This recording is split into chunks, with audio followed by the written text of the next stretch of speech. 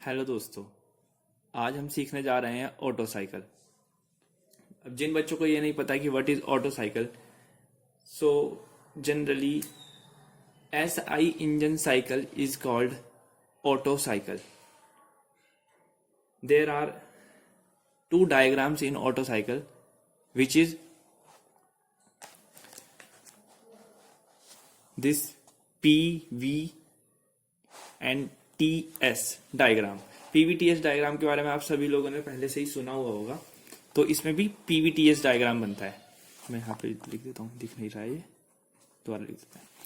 तो ये PVTS diagram आपका बना हुआ है। ये एक साइकिल है जो 1 से शुरू होती है, 2 पर जाती है, 3, 4 एंड देन अगेन रिपीटेड। ऐसे ही TS डायग्राम में भी 1, 2, 3, 4 एंड देन रिपीटेड। हमें इसमें ये एरो जरूर बना के दिखाने होते हैं, जिससे हमें पता लगे कि साइकिल किस तरफ को चल रही है। इसमें ये जो यहाँ पर हम ये देख रहे हैं 2 से 3 प्रोसेस है, ये कांस्टेंट वॉल्यूम प्रोसेस है। जो भी साइकिल 2 से लेके 3 पर जब जा रही है तो उसकी वॉल्यूम कांस्टेंट है। ऐसे ही जब वो 4 से 1 पे वापस आ रही है तो उसकी वॉल्यूम कांस्टेंट है। ऐसे ही TS में 1 से 2 में सेम है और 3 से 4 में सेम है। अब आते हैं कि ये 1 से 3, 1 से 2 ये जा रहा है, तो ये कौन कौन से प्रोसेस हैं। तो 0 to 1 भी एक चीज होती है जिसमें सक्शन होता है, उसको कहते हैं suction of mixture of petrol and air. फिर 1 to 2 is isentropic compression process. फिर 2 से 3 कांस्टेंट वॉल्यूम हीट एडिशन। अब मैं आपको बताता हूं हीट एडिशन क्या हो रही है, क्या होता है।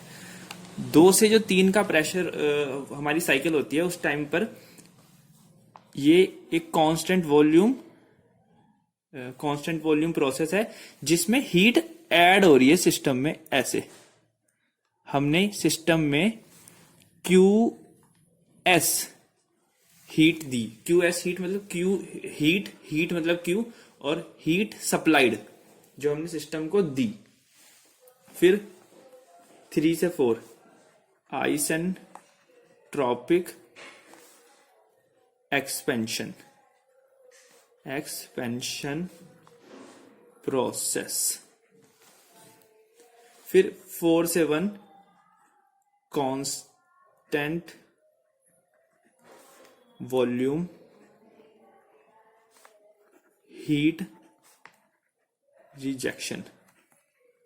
अब देखिए, दोबारा देखिए, जो 4 से 1 कांस्टेंट वॉल्यूम हीट रिजेक्शन हो रहा है, उसमें क्या हो रहा है, जब साइकिल यहां पहुंच गई है तो जब 4 से 1 जो भी प्रोसेस हो रहा है उस प्रोसेस में हीट रिजेक्ट भी हो रही है। QR यहां से लेके यहां तक आने में हीट रिजेक्ट हो जा रही है सिस्टम से। यहां से ऐड हुई थी, यहां से रिजेक्ट हो जा रही है। फिर हम देखेंगे दोबारा से, फिर हम क्या देखेंगे, 1 पे आ गई, अब 1 से वापस से साइकिल 0 पे जाएगी, 1 से 0 पे जाएगी। ये इसमें आपको साइकिल में नहीं दिखेगा, बस आपको एक मन में चलाना है, जिसमें 0 से 1 में तो mixture of petrol and air add हुआ था, और 1 से 0 में जितना वो जो भी साइकिल घूमी है, उसके बाद जो जितनी भी एग्जॉस्ट गैसेस अंदर बची हैं, exhaust of gases to atmosphere, तो जितनी भी गैसेस उस सिस्टम के अंदर बची थी, वो सब जितनी भी गैसेस हैं जलने के बाद वो एग्जॉस्ट हो जाएंगी एटमॉस्फेयर में। ये आपका 1 to 0 प्रोसेस है, ये आपको मन में चलना है, ये वाला प्रोसेस और ये वाला प्रोसेस मन में चलाना है। उसके बाद आइए साइकिल स्टार्ट कर लेते हैं। साइकिल कैसे स्टार्ट होगी कि सप्लाइड हीट या हीट सप्लाइड ड्यूरिंग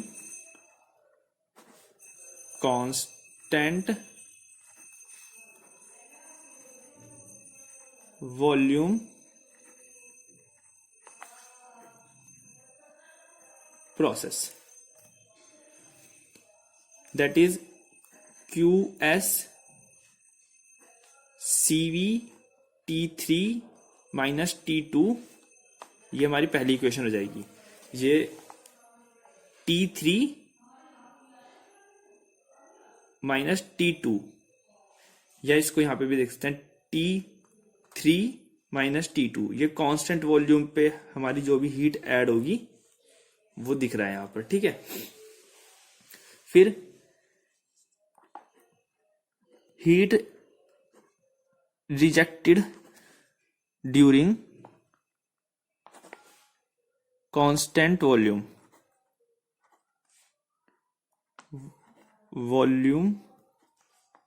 प्रोसेस। ये प्रोसेस जो हम दिख रहा है, ये कौन सा प्रोसेस है? 4 to 1। ये वाला कौन सा प्रोसेस था? 2 to 3। तो इसमें क्या हो रहा है? Heat rejected. ये क्या है? CV T4 minus T1। ये हमारी सेकंड इक्वेशन आ गई। ये T4 से जब वापस जा रही है T1, इस जगह पर हीट लॉस हो रही है हमारी। ओके, तो अब हम आ जाते हैं नेक्स्ट उस पे। ये इसको उतार लीजिएगा। फिर हमें टोटल वर्क डन निकालना है। Work done is equal to heat supplied minus heat rejected. तो हमारा फॉर्मूला से सामने आ जाएगा CV T3 minus T2 minus CV T4 minus T1। जो हमने इक्वेशन 3 है और इक्वेशन 4 है, तो इक्वेशन 3 में से हमने इक्वेशन 1 में से, जो हमारी इक्वेशन 1 और इक्वेशन 2 आई थी, तो इक्वेशन 1 में से हमने इक्वेशन 2 को माइनस कर दिया। आफ्टर दिस हमारे पास क्या बचा?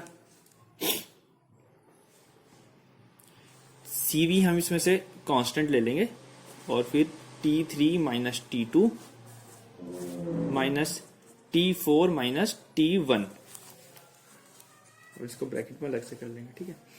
फिर हम निकालेंगे इसकी efficiency, efficiency denoted by eta, that is work done upon heat supplied। Okay, तो हमारा वर्क डन जो निकला, ये निकला हमारा वर्क डन, ये हमारा वर्क डन निकला, that is CV T3 minus T2 minus T4 minus T1 upon heat supplied. Total heat supplied क्या थी हमारी?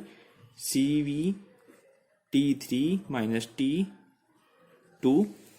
ओके, फिर अप्लाइंग द आइसेंट्रोपिक लॉ। हमने इसमें आइसेंट्रोपिक लॉ लगा दिया। आइसेंट्रोपिक लॉ क्या है?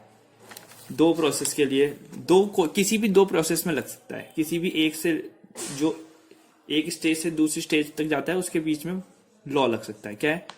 फॉर प्रोसेस 1 to 2, मतलब एक से लेके 2 तक जाने में क्या लगेगा? T2 upon T1 is equals to V1 upon V2। To the power gamma -1।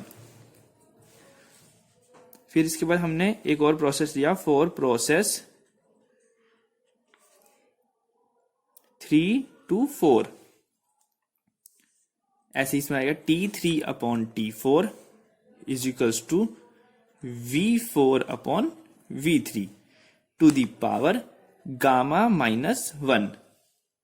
ये अलग है इससे, ये इससे अलग है, ठीक है, ये इससे अलग है, ये इसकी पावर में है गामा -1। ओके, अब ये V1/V2, ये V4/V3, ये क्या होता है? ये होता है कंप्रेशन रेशो R, इसको कहते हैं R, इसको कहते हैं कंप्रेशन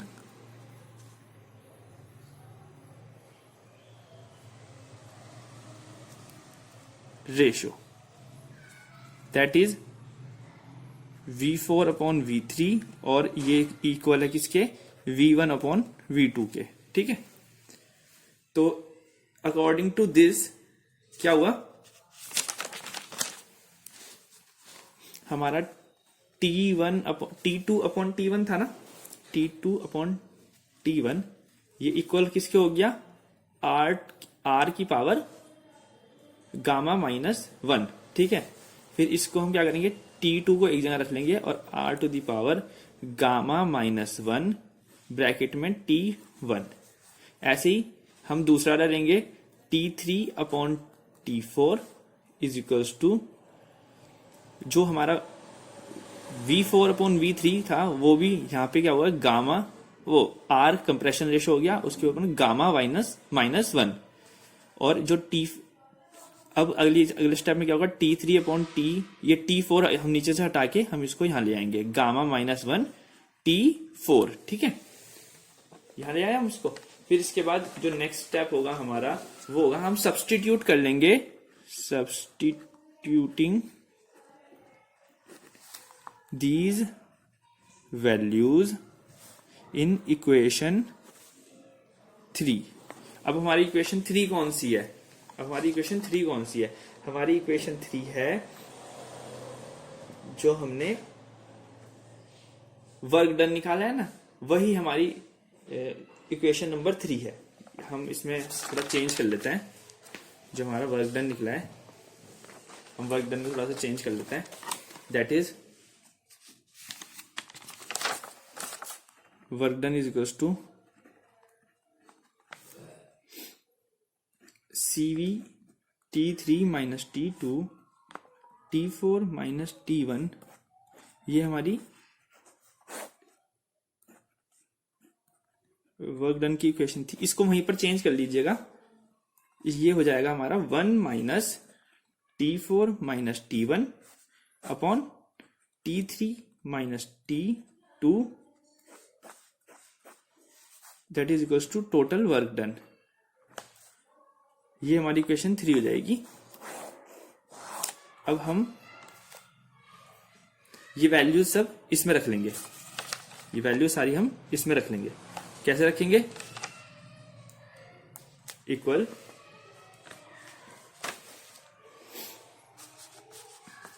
एफिशिएंसी हमें निकालनी है। एफिशिएंसी कैसे निकलेगी? जो भी हमारी सारी वैल्यूज हैं वो हम इसमें रख लेंगे, substituting these values in equation 3। Equation 3 में रख लेंगे। इक्वेशन 3 में रखेंगे तो क्या आएगा? 1 - T4 - T3 अपॉन, अब T3 की वैल्यू हमने क्या निकाली है? देखो T3, ये हमारा T3 है, ठीक है। T3 is equals to R gamma -1 T4, ये हमारी T3 की वैल्यू आ गई। फिर -T2, अब हमारी T2 की वैल्यू क्या है? R gamma -1 T1। ओके, ये आ गई। अब क्या होगा?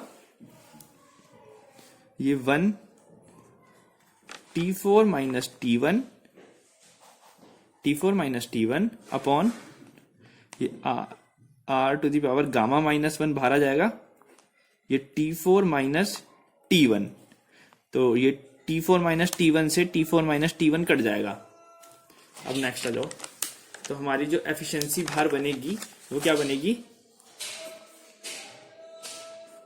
एफिशिएंसी इज इक्वल्स टू ईटा, या इसको यहां पे ऐसे करके लिख लो, ये दिख नहीं रहा है, ठीक है। Eta is equals to 1 minus 1 upon r to the power gamma minus 1।